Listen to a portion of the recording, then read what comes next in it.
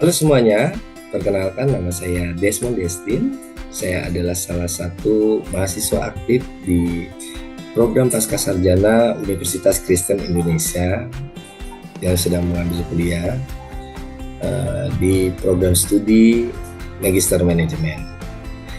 Hari ini saya akan menjelaskan tentang mind mapping manajemen keuangan yang merupakan salah satu tugas dari mata kuliah manajemen risiko keuangan yang diampu oleh dosen Profesor Dr. Hendra Mikhail Sembo dan Profesor Dr. Lisinta. Materi ini sebenarnya mencakup banyak hal, tapi dengan pendekatan mind map seperti ini, kita bisa memahami konsep-konsep pentingnya secara runtut dan struktur. Mind map ini memuat 6 poin besar, mulai dari pengenalan manajemen keuangan hingga analisis sekuritas. Mari kita bahas satu persatu. Sebelumnya saya tunjukkan dulu untuk mapnya sendiri.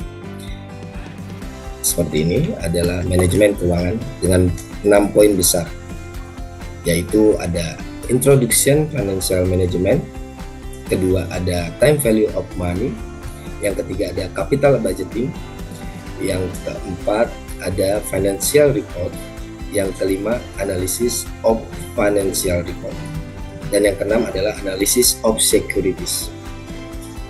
Jadi 6 poin besar ini merupakan salah satu dasar untuk kita bisa memahami mind mapping manajemen keuangan.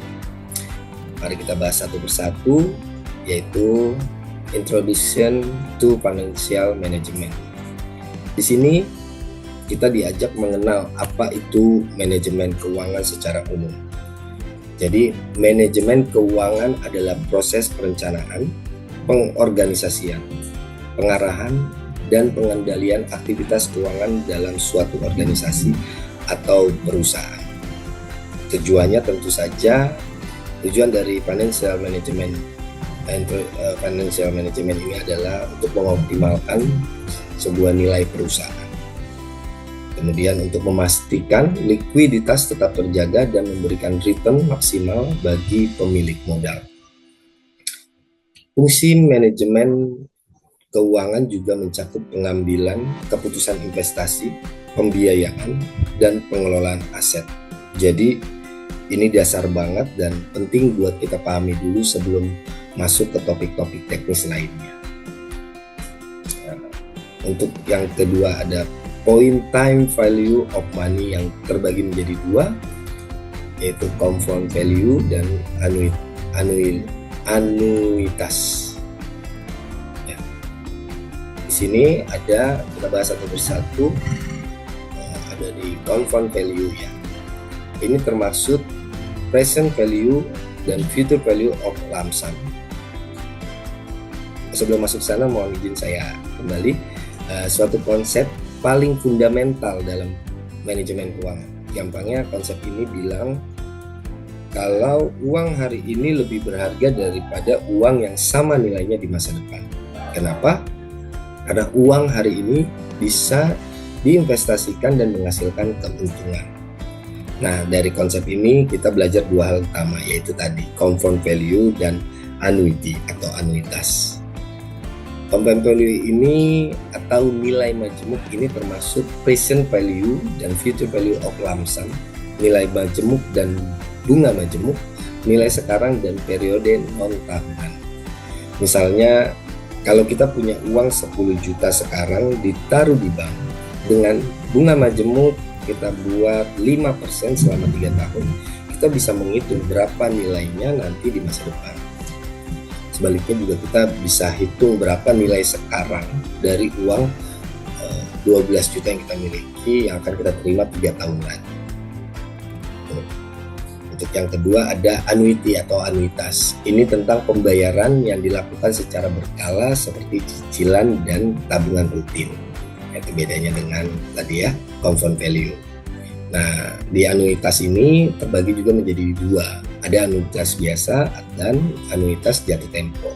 Anuitas biasa itu pembayaran yang dilakukan di akhir periode, Sedangkan anuitas jatuh tempo pembayaran yang dilakukan di awal periode. Nah, konsep ini penting banget buat pengambilan keputusan investasi atau pembiayaan. Kita masuk yang ketiga, capital budgeting. Ini adalah proses evaluasi proyek investasi jangka panjang. Misalnya kalau perusahaan punya dana terbatas dan harus memilih antara bangun pabrik baru atau beli mesin baru. Nah, mana nih yang lebih menguntungkan? Nah, di sini kita bisa menggunakan metode analisis investasi. Nah, ada beberapa contoh di sini, ada beberapa metode, yaitu kita lihat dulu payback period atau berapa lama modal bisa kembali. Kemudian yang kedua ada net present value atau NPV, selisih antara nilai sekarang dari arus kas masuk dan keluar. Kemudian yang ketiga kita bisa lihat dari rasio antara manfaat dan biaya, yaitu profitability index. Nah, yang keempat kita lihat tingkat pengembaliannya yang membuat NPV sama dengan 0 atau disebut internal rate of return-nya. Nah, yang terakhir capital rationing. Strategi ketika dana investasi terbatas, jadi harus pilih proyek yang benar-benar terbaik. Nah, semua metode ini digunakan untuk bantu seorang manajer untuk bisa mengambil keputusan yang paling bijak soal investasi. Gitu. Kita masuk poin yang keempat, yang di sini ada financial report atau laporan keuangan. Ini dokumen yang penting yang mencerminkan kondisi keuangan perusahaan. Nah, dari financial report ini juga ada 3 jenis. Di sini ada balance sheet atau neraca yang menunjukkan sebuah aset, kewajiban, dan ekualitas pada satu titik waktu.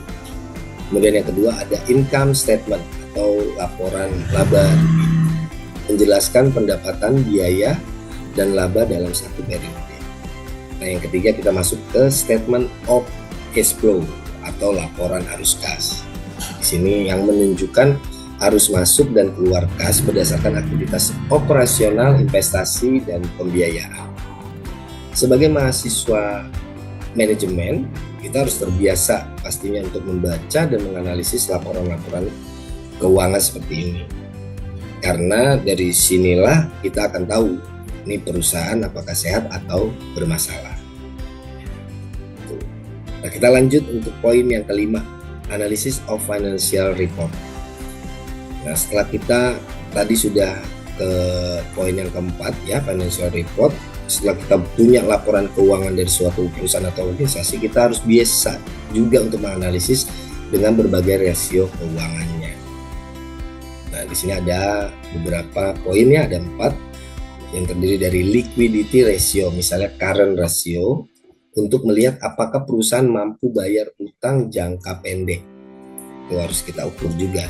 Nah, kemudian ada efisiensi ratio, misalnya total aset turnover, untuk ukur seberapa efisien aset yang digunakan.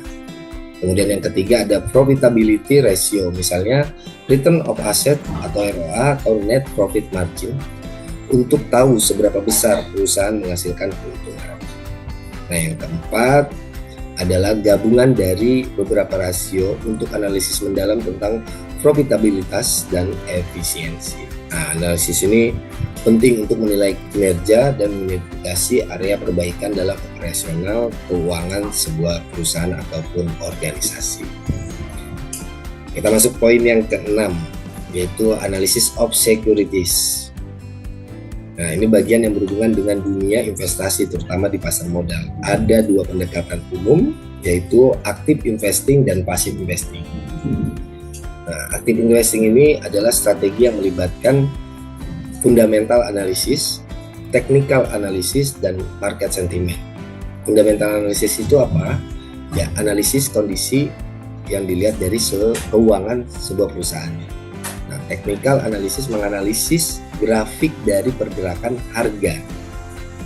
Nah, yang terakhirnya ada di market sentiment, yang memperhatikan psikologinya pasar. Itu adalah salah satu pendekatan umum ya ketika kita mau melakukan analisis of securities secara active investing. Nah, yang kedua ada passive investing. Nah, kalau untuk strategi ini menurut pandangan saya dinilai lebih santai, karena biasanya hanya mengikuti indeks pasar tanpa menganalisis yang mendalam. Nah, cocok buat investor jangka panjang yang nggak pernah mau repot gitu. Intinya bagian ini ngajarin kita cara mengevaluasi instrumen investasi supaya kita bisa ambil keputusan cerdas apakah kita mau jadi investor yang aktif atau yang pasif. Begitu. Jadi demikian penjelasan saya terkait dengan mind mapping yang terbagi tadi menjadi dasarnya itu 6 poin besar ya, yang ada introduction financial management, time value of money, capital budgeting, financial report, analysis of financial report, sampai kepada analysis of securities. Nah, udah kita bahas dari pengantar sampai ke tahap investasi. Semua poin ini saling berkaitan dan membentuk pemahaman utuh tentang bagaimana kita untuk mengelola keuangan secara profesional. Jadi itu aja dulu teman-teman. Bapak Ibu, semoga kiranya penjelasan ini bisa membantu teman-teman untuk memahami konsep-konsep penting dalam manajemen keuangan dengan cara yang lebih menyenangkan dan pastinya mudah diingat. Terima kasih.